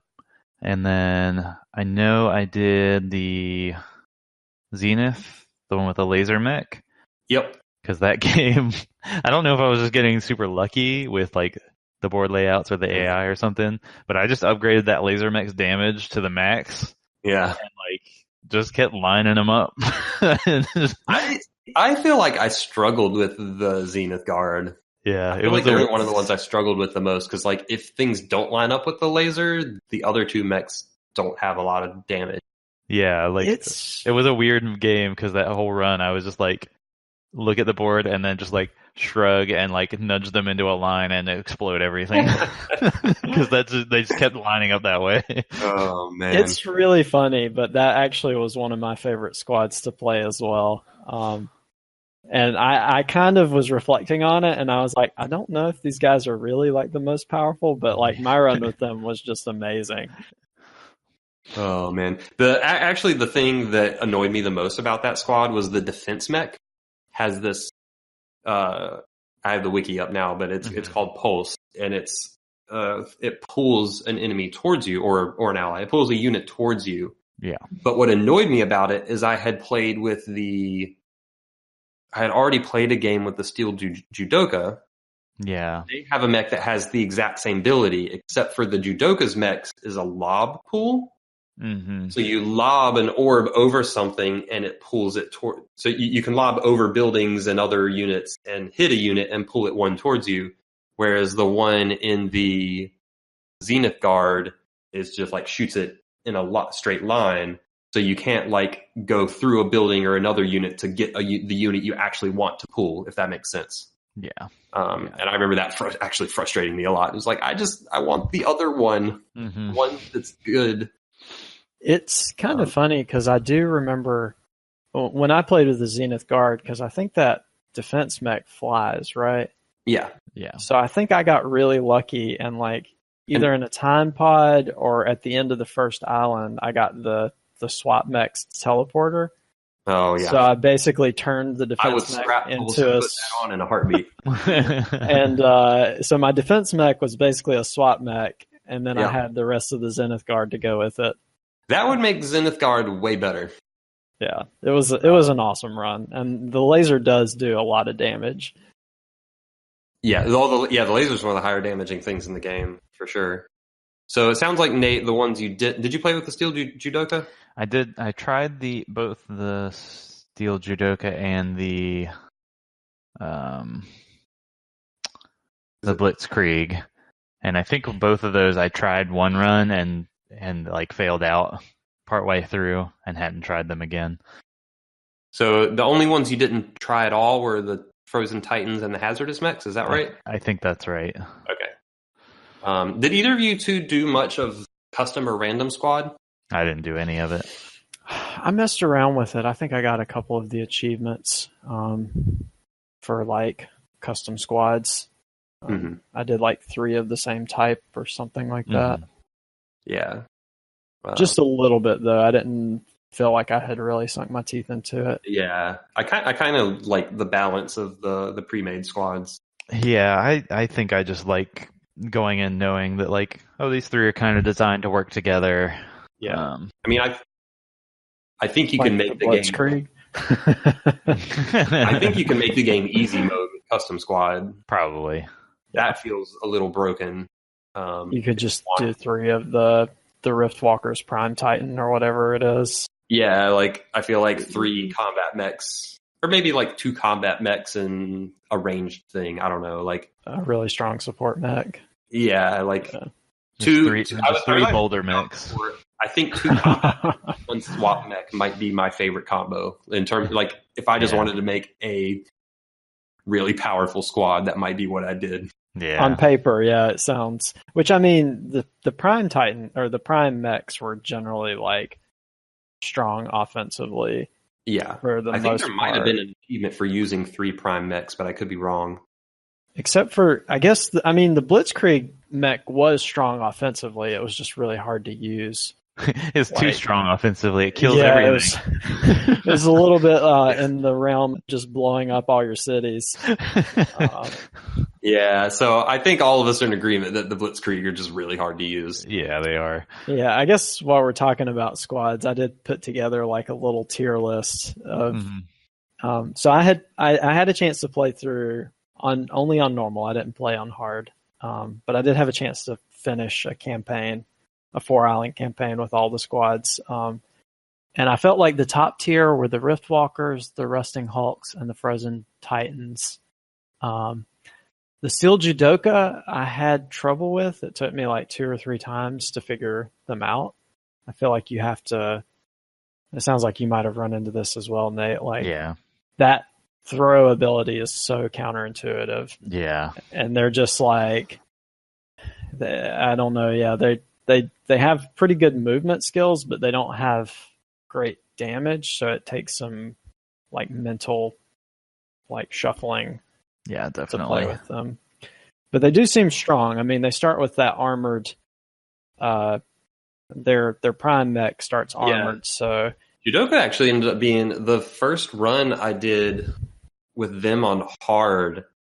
I beat the game with only taking 1 grid. I did a 4-island run and only took 1 grid damage the whole game, and it felt pretty easy. And I don't know if like maybe I just wrapped my head around the movement or if I just got kind of lucky with my board spawns. But after that, I was like, wow, I just did 4 islands, which is a lot of battles with the Steel Judoka, and didn't have much trouble. And I think like they don't I actually think their siege mech is one of the highest damage output mechs in the game, because I think it starts at 2 damage and then you can upgrade it to do 3, and it hits a tile. I could be off on the damage numbers, but it hits a tile and damages in all 4 directions around that tile. Yeah, I remember really liking that, and I like the was that the squad that they do like if Vec hit each other they do bonus damage? Yeah. Yeah. And you can upgrade that so they'll deal 2 bonus damage, I think. Oh no, you can have it do 3 bonus damage. Gosh. So like I think Siege Mech does deal a lot of damage. The Judo Mech is definitely a little weird, but I also think like once you get used to it, like all 3 of their mechs have pushing abilities, and because the Vec can hit each other, it's like you have a lot of options for manipulating the board. And I just remember having a really good time with them, even on hard.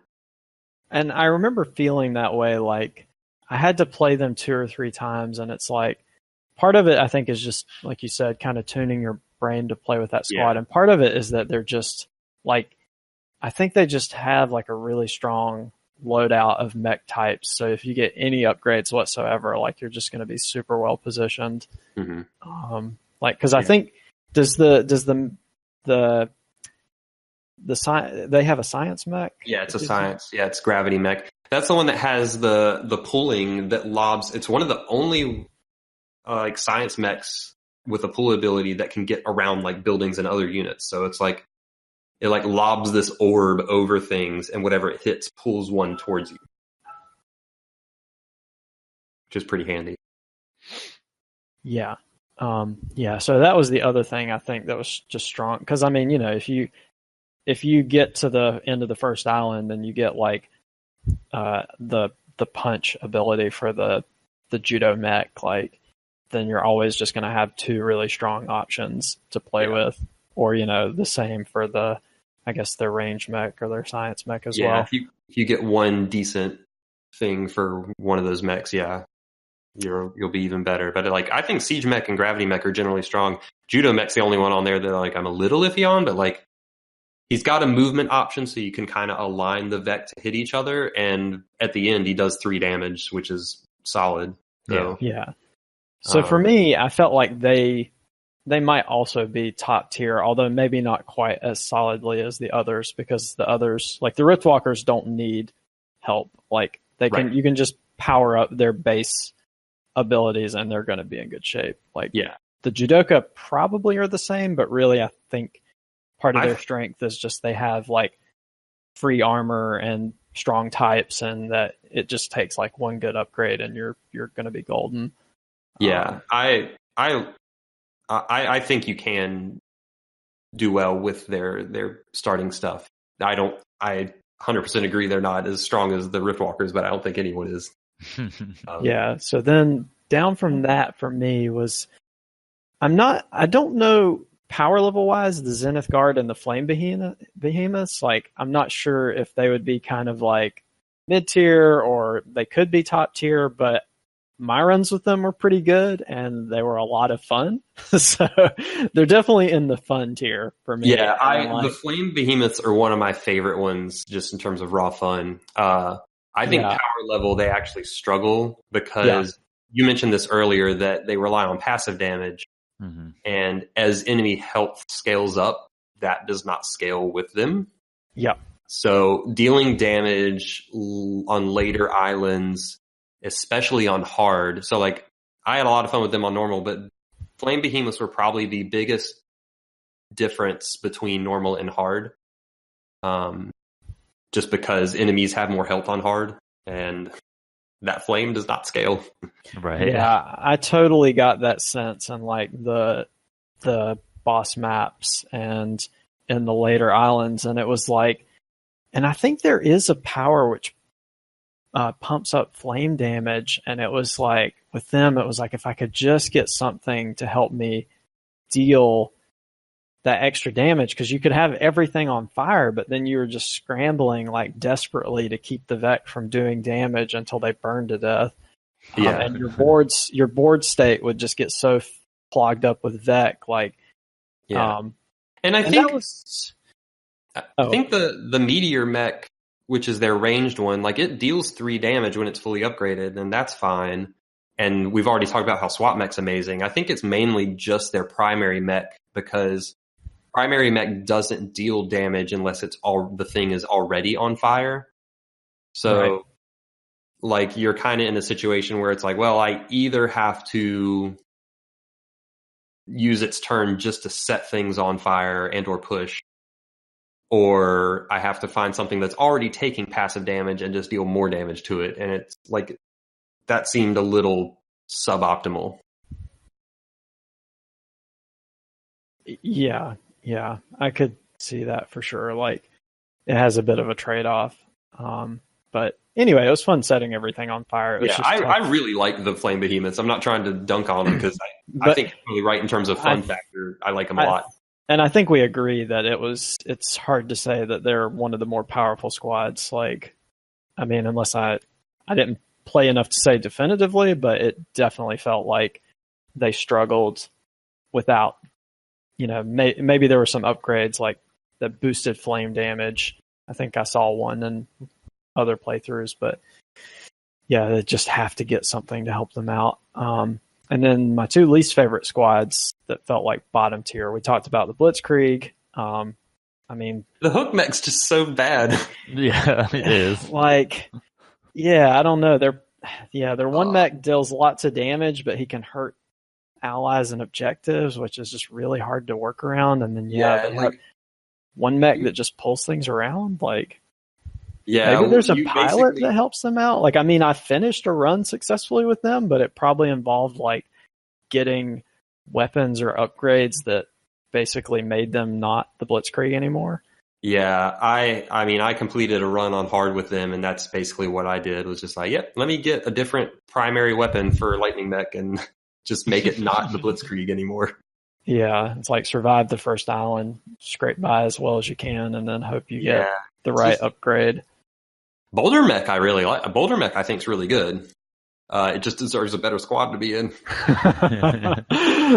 Hook Mech and Lightning Mech both of them are a struggle. I think Boulder Mech is hilarious. Yeah, Boulder Mech's great. We got all this fancy weapons, and I'm just gonna pick up a big rock and throw it at you. Yeah, I mean, thematically, you think about this squad, it's a mech that has a lightning whip that wraps around things and transmits lightning everywhere. You have one that just literally shoots a grappling hook, and then you have one that throws rocks. Great, guys. We finally figured out how to make these giant mechs that are the size of cities. We could have made them do anything. We could have given them giant cannons and big punching arms, but we gave them a hook shot. Throw rocks.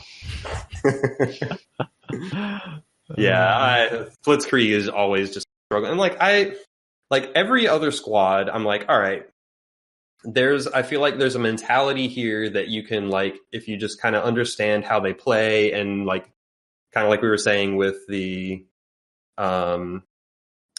which one? Oh, the judoka. Like, you can kind of like tweak how you're thinking, like your brain a little bit. Like, there's a way that makes sense. I've spent a lot of time trying to just figure out the play style of the Blitzkrieg, and like I just don't know, without getting additional weapons, like what you're supposed to do with it. Like the clear thing is like set up big lightning chains, but as Ryan already said, like they're always going to damage objectives. They're always going to damage your own people. Like it's very, very rare for the board to just come out in a situation where you can chain through stuff and be good.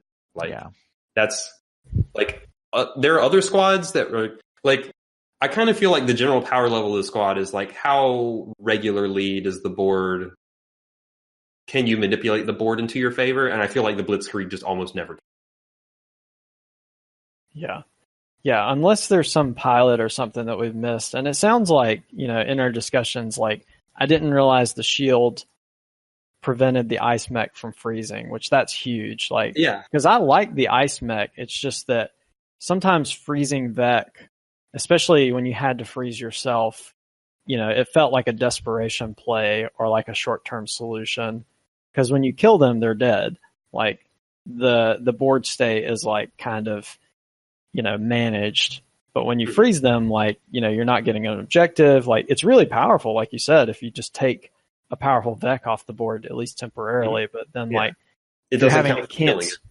And if you have to cancel your movement in the process, like, or spend the next turn repairing. I mean, that's huge if you're spending every other turn repairing. Like if you can't set up like a block or an emergence block or something like that. Like, so I definitely had cases like in later maps where the ice mech felt like he was playing like a second tier, like a B tier support role. But actually, it was interesting to me that you listed, for as much love as I spouted for the ice mech earlier, I struggled with the Frozen Titans a little bit, partially because of the ice mech, but also I think the other two mechs have similar struggles. Like I think all of their mechs are a little situational like that. Like I still think they're fine. Like I was able to beat stuff with them and their starting weapons, but like all of their stuff are a little situational like that, where it's like, all right, in some of these situations, like this is just going to be less than ideal. Yeah, I think I remember really liking the Spartan Shield and just finding that most of the time, like between its damage and its reversal ability, like the reversal is really goofy. Yeah, it's not always what you want, but there are a lot of cases where it's like, well, will hitting this thing for 4 kill it? It's like, no. well, will it turn it around and like cause it to hit something else or like prevent something from taking damage? It's like usually one of those two cases could work out. Yeah. The hilarious thing was like flipping it to hit you. Or every now and then if you had to do that. Sometimes that would happen. Yeah, I think it deals 3 damage, which is still good damage. The one I struggled with more was the mirror mech, because I found it really hard to like, all right, I want to shoot this thing, but this mech's also going to shoot the opposite direction, and there's a building there. That happened a lot. Yeah. Yeah, I could see that being a real problem. Yeah, not wrong. That was really tricky. That definitely felt like more of a liability than a benefit. But there were, I mean, it's not a bad ability in and of itself. Like usually you can line up a decent shot, but there also are cases where like it will do exactly what you want it to do, and that's pretty nice. Yeah, and that's nice. The thing I found myself trying to do most often was combine the ice mech's weakness and the mirror mech's weakness and be like, all right, mirror mech's going to shoot in a direction I don't want it to shoot. Ice mech's going to freeze itself. What if I put ice mech in the way of mirror mech's bad shot before it freezes itself? Like that's usually what I found myself trying to do. And then it felt like I'm going through all this work to negate these weaknesses. But anyway. Yeah. Well, and you mentioned using like a Isamu with the hazardous mechs, and that was something I think I struggle with that squad, is like the leap mech dealt collateral damage to objectives, which was incredibly frustrating. And then although the self damage wasn't always a big issue for me, like it added up enough that sometimes you would just be in a position where it's like if you were trying to focus on pushing Vec around because you weren't strong enough to kill them, like then you were just going to eventually have to like spend turns repairing. And that was just like never repair. A really frustrating experience. It's like, well, can I push this Vec? It's like, no, because my basic attack will kill me. Like, and it's like, or no, because like if I jump in and do that, I'll smash like the city and the train like that's also adjacent to it, or I'll push the Vec like into the train. It's like, yeah. The tough part with the hazardous mechs for me is 100% avoiding what you just said, like damaging objectives, because that is the hard part. Yeah, that was the most frustrating part. Yeah. The self-damage I didn't find to be that big of a deal because of if you're not familiar, Nate, they come with a passive that says, so the main 2 mechs, I don't know if you've read up on them. I'm just looking at them right now. Okay. Yeah, so obviously the passive that heals when you do a killing blow is key to the squad, because the other 2 mechs hurt themselves whenever they attack. So a lot of it is about trying to, like, once you get down to low health, trying to only attack when you have a killing blow opportunity, which I never actually found that to be a big issue. I think the bigger issue is, it sounds like you maybe agree that this is the biggest issue too, is just damaging objectives, which I think that's where the like choosing what missions you choose to take is critical, because I find myself with the hazardous mechs not taking missions like the train missions, because those are really hard with the hazardous mechs. Yeah, I mean, I definitely had to start adjusting my thinking, but after playing with them several times, it was just a combination of like, if the leap mech doesn't get you with some collateral damage, like then the self damage, like you're on a boss map and you really want to kill the boss, but you have to hit it 3 or 4 times with these mechs that are going to hurt themselves for a lot. And then it's like, well, that's where the acid comes in, because the science mech can put acid on things. And so so I really like the hazardous mechs. I don't think they're like a top tier squad at all, but I think they're somewhere in the middle. But one of the things that I think makes them really strong is they hurt themselves, but leap mech and unstable mech, the tank and the jumping guy, they both have really high raw damage output. So it's like they do hurt themselves, but they also deal a lot of damage to the enemies. So I think how you can mitigate the high health enemies is you goop them up first, and then you can do big damage in one hit and heal up. And you can take a few self hits because they both start with 3 health. So you get 2 freebie self hits before you need to make sure you're healing. So it's like, all right, if I do 1 hit and don't get healed, that's fine. And then if I get healed the next hit, I don't lose any ground. Then the next hit, if I don't get healed, I'm still fine, and that kind of stuff. And I also had a lot of fun, like if you're at 1 health and you attack, you die and come back to life, your pilot's still alive. Yeah. So I had to figure that one out because there were some situations where it's like, well, I guess I have no choice. Like, let's see if this works. That's great. So I've definitely had, and this is one of my favorite things with the hazardous mechs, that I've definitely had maps where like every turn, like leap mech leaps across the map, kills something and kills itself, and then revives. And it's just like every single turn that happens, it's like, you're never dying, buddy. You're immortal. He's just jumping into battle and just keeps falling over and then getting back. Yeah, he's so great. And it's especially hilarious once you upgrade the passive ability to heal you 2 whenever you kill something. Because you're like, all right, I'm at 1 health. I'm jumping in, killing myself and killing this thing, and then I heal back up to 2. It's like I gained health by dying. Like, this is great. Yeah, they are rambunctious. They are. You have to be careful. You absolutely have to be careful about damaging objectives, and I think that's what makes them not top tier. But I think their raw damage output of just dealing 3 and 4, and then also having the acid, and the acid thing pushes too. So like I regularly use the nanomech just to push stuff. Yeah. I think they can get out of a lot of sticky situations. It took some navigation. I eventually did manage to push it out, but for me, I guess like, I don't know. I can definitely see the appeal. Like I get the concept. It's kind of and they do have decent damage output. I guess they have to, since they're basically killing themselves. But yeah. I mean, I think that pair of those 2 mechs are probably like one of the highest damaging pairs on any squad. It did not always click with me, because I found myself more often than not. It's like, okay, well, all right, we got 4 threats on the board. So I have to use acid mechs to push this guy out of the way. And then I have to use my other 2 attacks to push these guys out of the way. And leap mech is really, really limited because, he's going to hit something. So I can only attack this way. So like, all right, I guess I'll just damage myself in these 2 places, maybe bruise a couple Vec, and then acid this guy off to the side so he doesn't kill anything. And then it's like next turn, it's like 2 more things pop out. And it's like, oh, all right, I guess like I can use my attack to push this Vec and he'll kill like one of his buddies, but like I'm still damaging myself and not getting ahead on board here. Like, and then Acid's mech is still just having to scramble around and like push things out of the way. Like, and I don't know, it just gets to this point where it's like, all this damage output and self-healing would be great if I could ever like spend time like, and then, with other squads, you're doing that, but like you're maybe like slowly catching up, or you're not like costing yourself anything. But yeah, with the hazardous mechs, it's like, well, if I do this one more time, I'm going to die. So I have to like not do this anymore. Like I actually have to go for a kill, even if it's suboptimal, like even if it's going to cost me something. Yeah. I feel like for me, I never felt like I got far behind because I could, like I said, they have 3 starting health. So you get 2, like most maps last 4 or 5 turns. And you get 2 turns where you can attack and not get a kill and still be okay.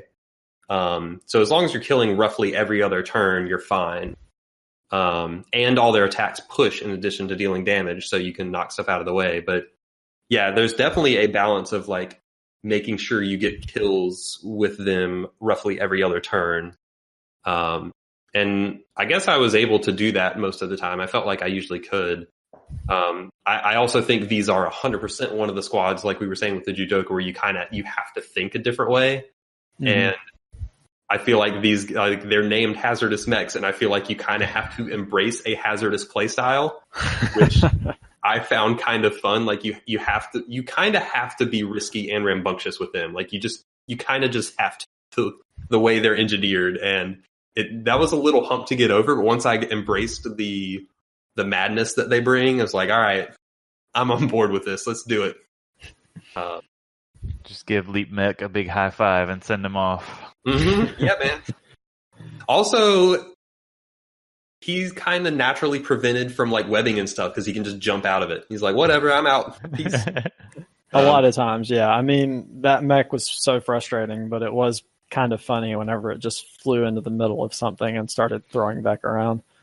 Yeah, I love the image of him. He's like on the edge of the map for whatever reason, and like a bunch of bugs spawn. He's like, "Hey, you guys having a party over there? Hang on!" And then just like jumps across the map, lands in the middle, and breaks it up, and like, "All right, let's do this."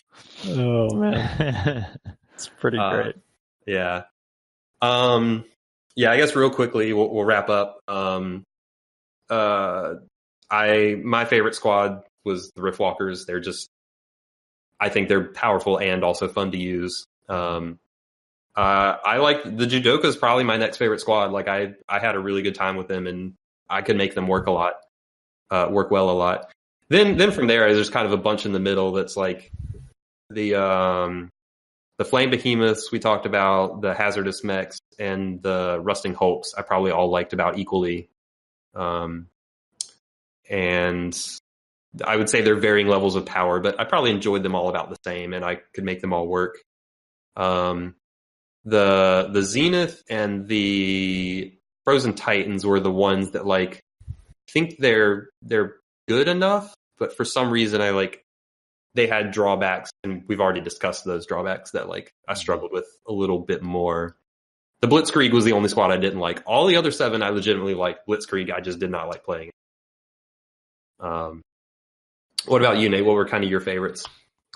I definitely like the Riftwalkers. They're just super easy to get your head around, and the Rusting Hulks. Yeah, the Hulks are good. So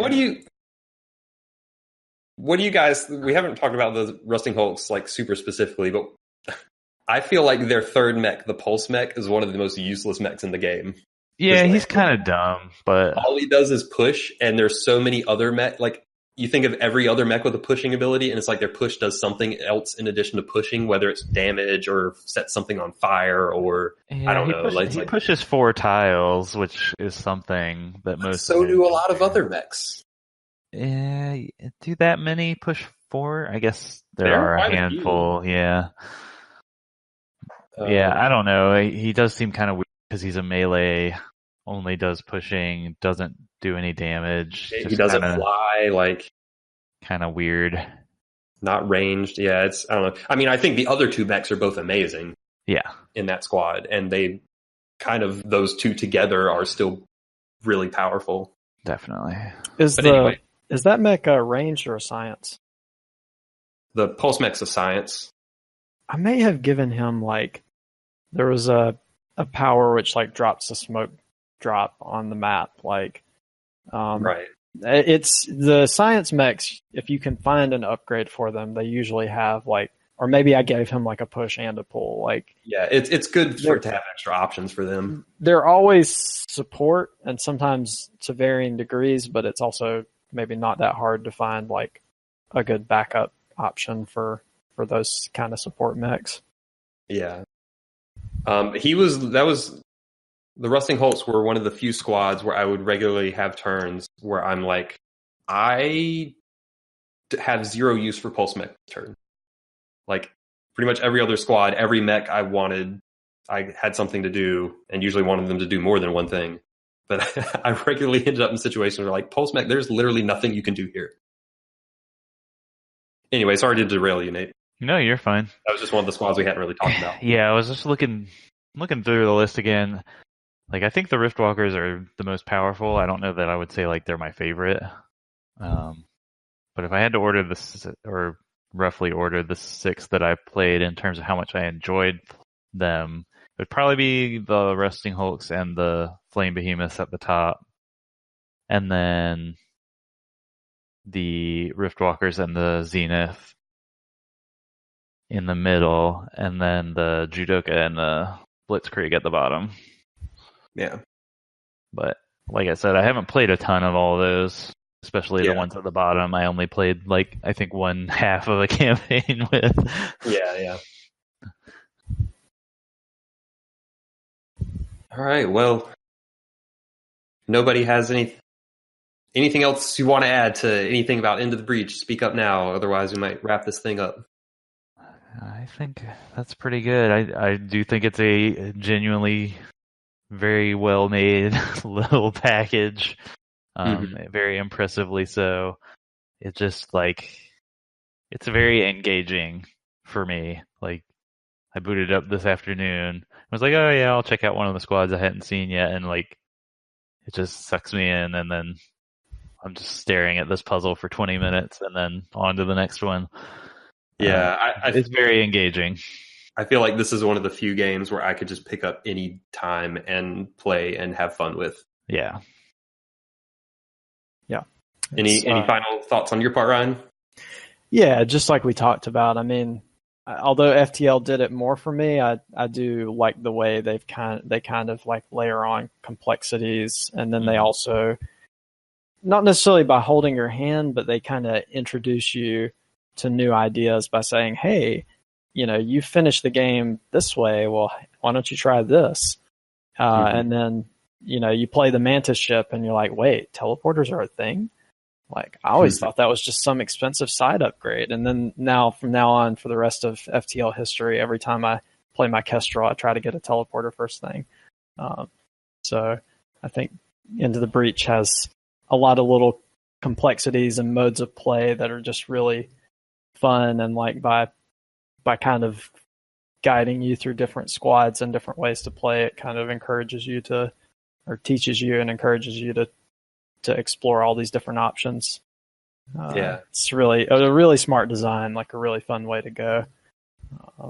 Yeah, I talked about it on one of our regular episodes of where I feel like this is just a very pure and elegant game because they have that really solid core that we've talked about a lot near the top of this podcast. And then the way they have all the little variances and nuances between like the island environment effects and your different squad like mech abilities and the different enemies you encounter and all that stuff. It like just keeps layering different scenarios on top of a really solid core that just keeps it engaging for a long time. And that core is simple and easy to learn, but then you just keep getting those nuances layered on. And I think it's just a really elegantly designed game that, like I said, I feel like I could pick up and play it anytime and have fun with. And I did so for like 80 plus hours this year. So it's pretty well chronicled that I like this game a lot. Yep, it is worthy of it. Well, that sounds like a spoiler cast, or that's deep dive, or I guess that's what we'll call it. Whatever it is. ATACS thing. ATAC Into the Breach for a long time. Uh-huh. Let's talk about cool Into the Breach. All right, clearly we need to end this thing. I think that's it. Gets any worse. All right, well, this has been a long discussion about Into the Breach. It's a great game. We like it a lot. I have been Flex, joined by Nate and Ryan. Thanks for listening to this special episode of ATACS, and we will catch you next time.